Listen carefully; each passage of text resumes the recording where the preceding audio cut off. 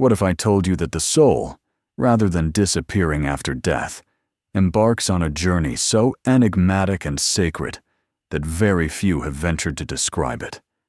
Carl Jung, the man known as the sleeping prophet, left behind startling revelations about what truly happens to the soul in the initial 40 days after we pass away.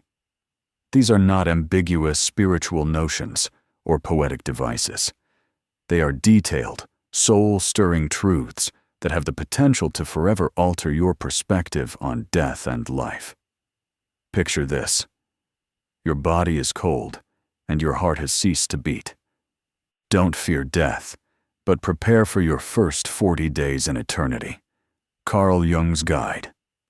What if I told you that the soul, rather than disappearing after death, embarks on a journey so enigmatic and sacred that very few have ventured to describe it?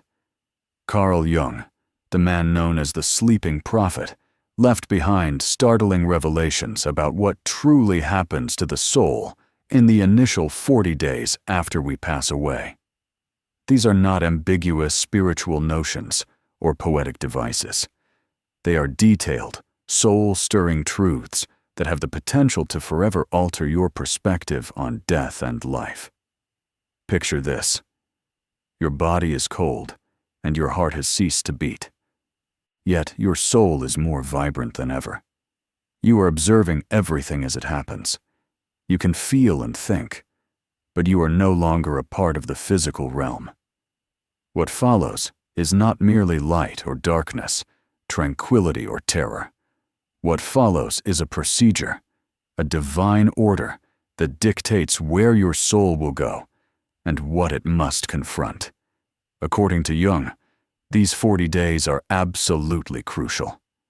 If the afterlife intrigues you, if you have ever lost someone and wondered about their current existence, or if you are just looking for answers beyond the scope of religion or science, then continue with us. Yet your soul is more vibrant than ever. You are observing everything as it happens. You can feel and think, but you are no longer a part of the physical realm. What follows is not merely light or darkness, tranquility or terror. What follows is a procedure, a divine order that dictates where your soul will go and what it must confront. According to Jung, these 40 days are absolutely crucial. If the afterlife intrigues you, if you have ever lost someone and wondered about their current existence, or if you are just looking for answers beyond the scope of religion or science, then continue with us.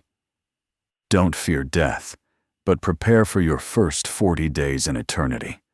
Carl Jung's Guide.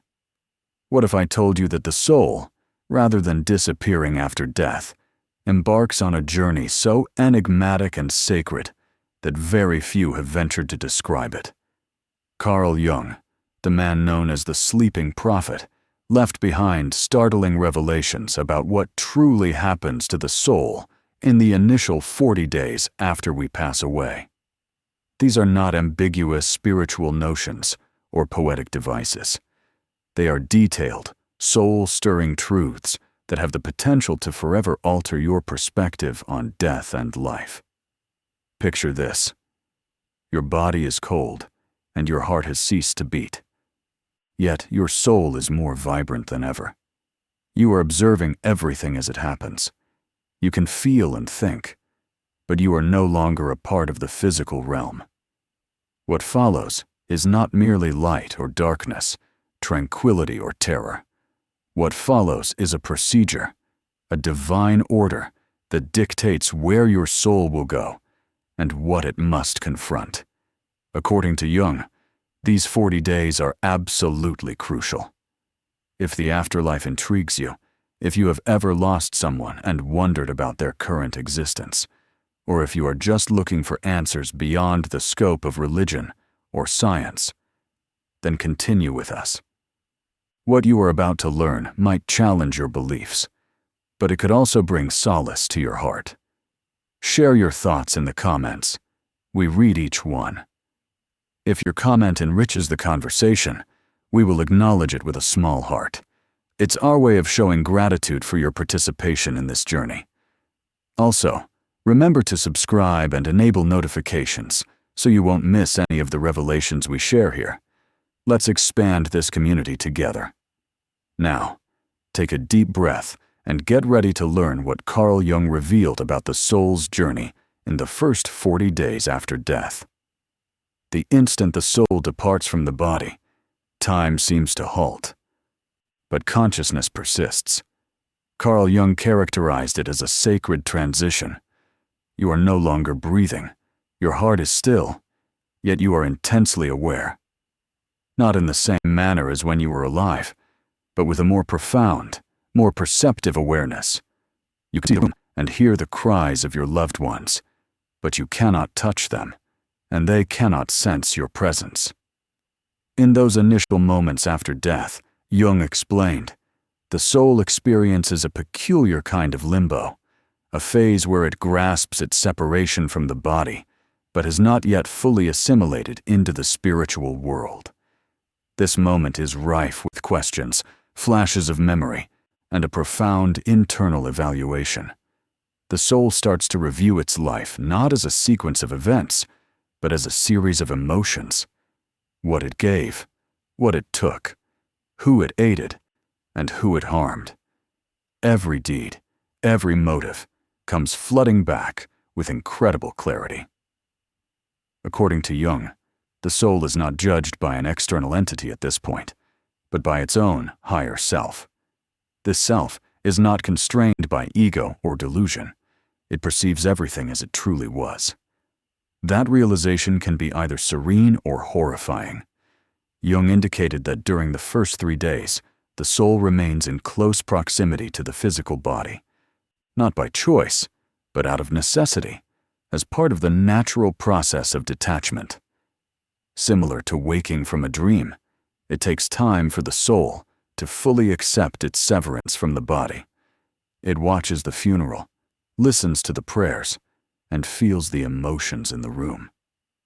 At times, it attempts to communicate, wanting to say goodbye, to offer comfort, to explain. However, it soon understands that most people cannot hear it with their ears.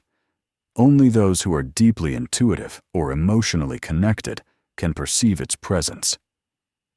This is why some individuals report feeling a chill or an abrupt wave of emotion at a funeral. It is not their imagination. It is the soul making a final attempt to connect. As these first 72 hours conclude, a change begins, a pull. The soul starts to feel an attraction toward a higher plane. Jung stated this is when spiritual guides start to appear. These guides are not unfamiliar. They are known energies, souls we've encountered in past lives or higher beings we once made contact with in spiritual realms. Their presence is reassuring, like a voice whispering, "You're not alone."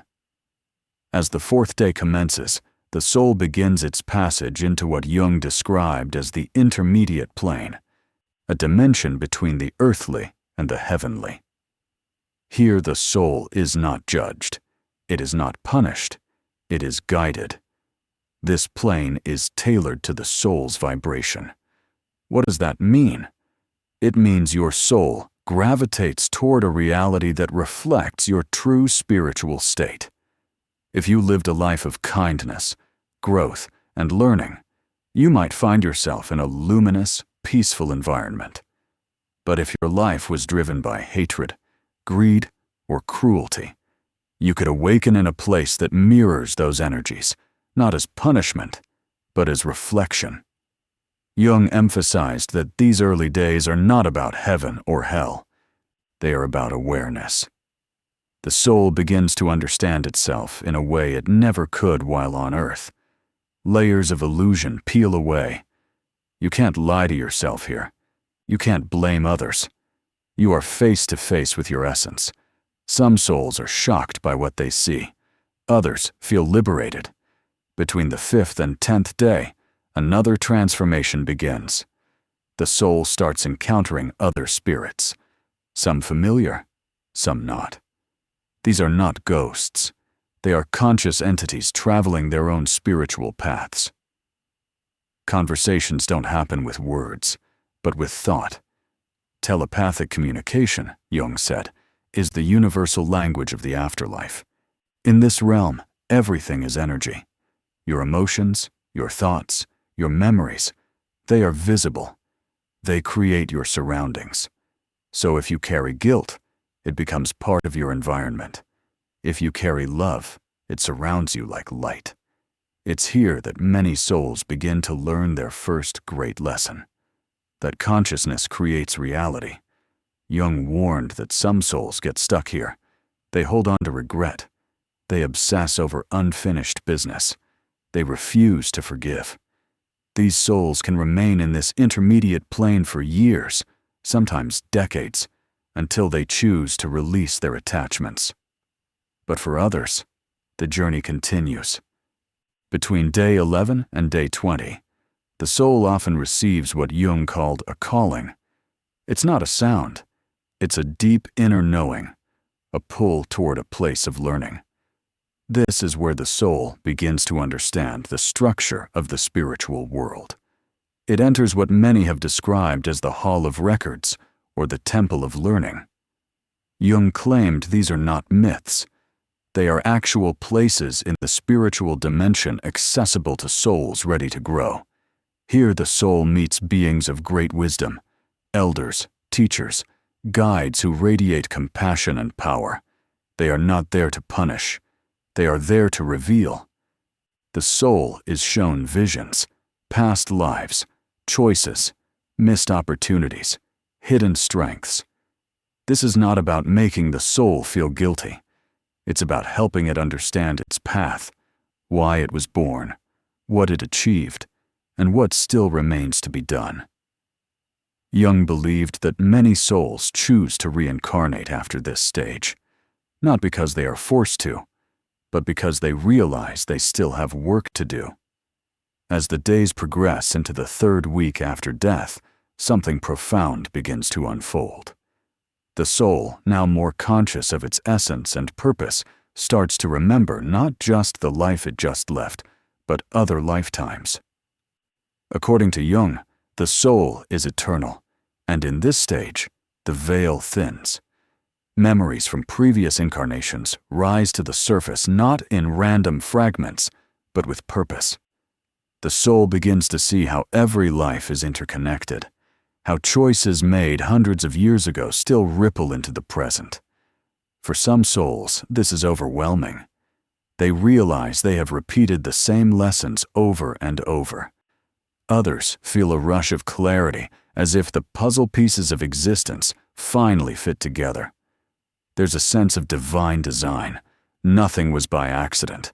No relationship, no suffering, no joy. It all had meaning. And for the first time, the soul sees the full arc of its evolution. This brings either peace or a deep desire for redemption. Jung said this is the point where many souls make a sacred vow to return and correct what they couldn't before. By day 30, the soul reaches a plateau. It is no longer lost, no longer searching. It begins to feel ready, ready to move forward, ready to rise. But there's one last step, one last mirror. Jung described it as the encounter with the higher self, a radiant divine version of you that has always existed beyond time. This self is not your ego. It's not your personality. It is the purest expression of your soul's essence. Meeting it is not like looking into a reflection. It's like coming home. For some, this meeting is brief. For others, it is the most transformative moment in their spiritual existence. The higher self speaks without words. It shows you who you truly are, not who you were on earth, but who you've always been. And it gives you a choice.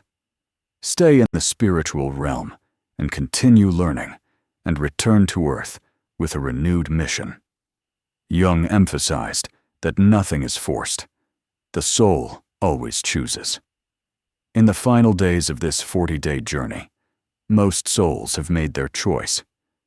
Those who remain in the spiritual world often enter what Jung called the soul group, a community of spirits who evolve together lifetime after lifetime. This group serves as your spiritual family. You've known them before.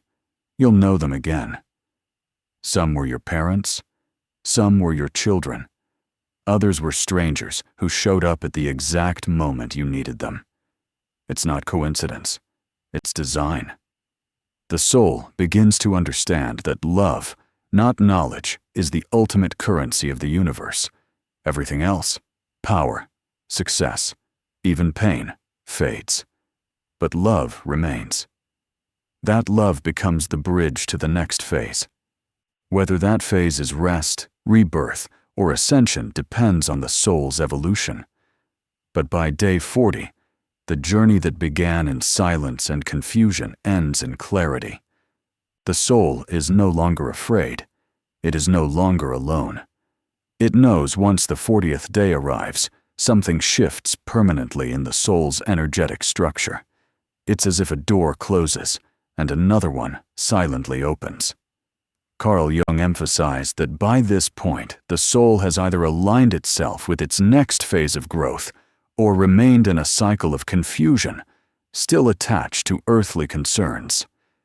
But for the souls who have made peace with their departure, who've faced their truth, embraced their past, and reconnected with their divine essence, the journey takes a deeply peaceful turn. Jung referred to this state as spiritual attunement. It's a frequency that the soul locks into, and from here, it can ascend to higher realms, return to Earth with a greater mission, or even remain as a guide for other souls just beginning the journey. These aren't fantasies. According to Jung, these roles are very real, and they are chosen. Not all souls return to Earth.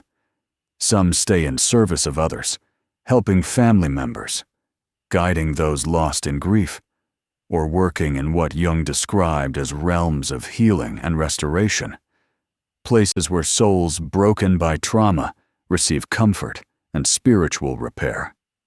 One of the most powerful messages from Jung is this: death is not the end, and neither is the 40th day.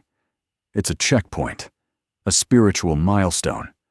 Just like a child graduates from one level of school to the next, the soul moves into its next phase with more awareness, more purpose, and more light. But Jung also warned that this journey is not automatic. Our experiences after death are shaped entirely by the way we live now. If we ignore the soul, chase only material things, and refuse to reflect, we arrive unprepared, lost, confused. But if we live with intention, seek spiritual growth, serve others, and listen to our conscience, we awaken ready, ready to learn, ready to forgive, ready to rise. This is why Jung spent so many years warning humanity to prepare not just for death, but for life after death. Because the real journey doesn't start when the heart stops. It starts the moment we become conscious of our soul. So what does this mean for you right now? It means every thought matters, every act of love, every time you forgive, every time you choose kindness over anger. These are not small gestures. They are the bricks that build your path beyond this life. When you leave this world, and one day you will, you won't take your money. You won't take your titles. You'll take only what you built inside. That's what meets you in the first 40 days. That's what becomes your reality. So start preparing now, not out of fear, but out of wisdom. Jung believed that we are not human beings having a spiritual experience. We are spiritual beings having a human experience. And the more we understand that, the less afraid we are to die, and the more fully we begin to live. Now that you know what happens to the soul in those sacred 40 days, the question is, what are you doing today that your soul will thank you for tomorrow? If this message moved you, drop your thoughts in the comments. We want to hear your perspective, and if your comment adds something valuable, we'll give it a heart to show our appreciation. Help this channel grow by subscribing and turning on notifications so you never miss a video. Share this with someone who needs to hear it. Your interaction helps us spread these messages of light. Remember, death is not the end. It's just the beginning of something far greater. Let's take a moment to reflect even deeper. Imagine someone you loved has passed away. You stood at their funeral. You cried. You prayed. But maybe you also wondered, where are they now? What are they feeling? Are they at peace? Jung's revelations offer not just comfort, but a profound answer to that question. Your loved one, in their own unique way, walked through this same 40-day path. They reviewed their life. They saw you. They remembered moments you might have forgotten. They felt your love in the room when their body was still. And if they were ready, if they were open to growth, they were greeted by guides, healed from regrets, and led into the light of understanding. The dead are not gone, not in the way we think. They are simply walking a path we have yet to walk, a path that one day will welcome us to. That's why the teachings of Carl Jung matter so much. They remind us that life is bigger than flesh, that love continues, and that what we do today echoes beyond this life. Now imagine yourself many years from now reaching your own final moment. You take your last breath, and in that stillness you awaken. You begin to see the faces of those who once left before you. You hear their thoughts. You feel their presence.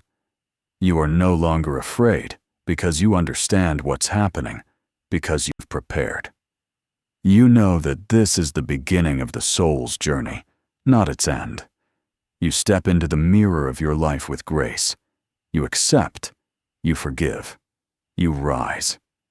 That's the power of awareness. That's the gift of this knowledge. It's not just information. It's transformation. The more we learn, the more we expand. And when we expand, we begin to live with a new kind of courage. A courage that whispers, "You are more than this body. You are eternal."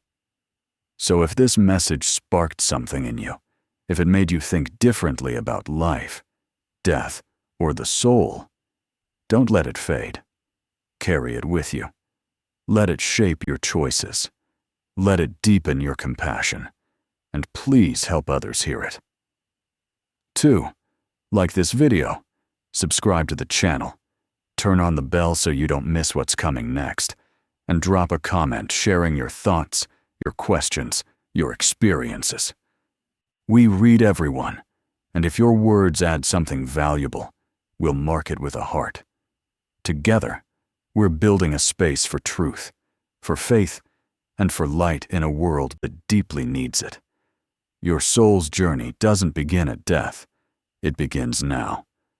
And the more aware you are, the more beautiful that journey becomes.